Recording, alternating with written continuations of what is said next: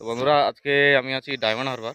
তো আমাদের ডায়মন্ড হারবারে এই পর্যন্ত অনেক চাষি আছেন। তো এইখানে প্রথম আজকে ভিজিটে এলাম। তো ভিজিটে এসে আমরা যে পুকুরটাতে মাল দিচ্ছিলাম, তো সেটা হচ্ছে দেখতে পাচ্ছেন এই সামনে অল্প। এটা কতটা আছে পুকুরটা?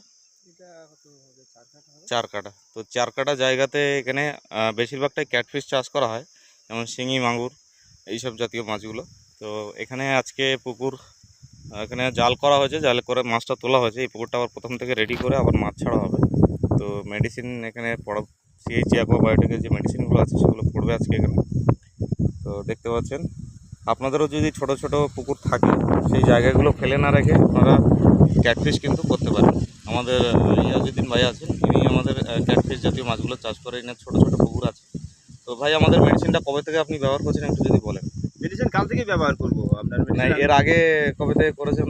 এর আগে 1 মাস আগে করেছিলাম। আচ্ছা, মোটামুটি উনি আমাদের থেকে মেডিসিন নিয়েছিলেন, উপকার পেয়েছেন, আবার রিপিট অর্ডার করেছেন।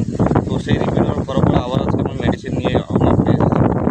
সে আজকে ওনার পুকুরগুলো ভিজিট করছি, দেখাচ্ছি এবং আপনাদেরকেও দেখাচ্ছি। আপনাদেরও এরকম ছোটো ছোটো যদি পুকুর থাকে তাহলে আপনারা অবশ্যই ফেলে না রেখে চাষ করুন, ক্যাটফিশ চাষ করুন, তাতেও আপনাদের লাভ হবে।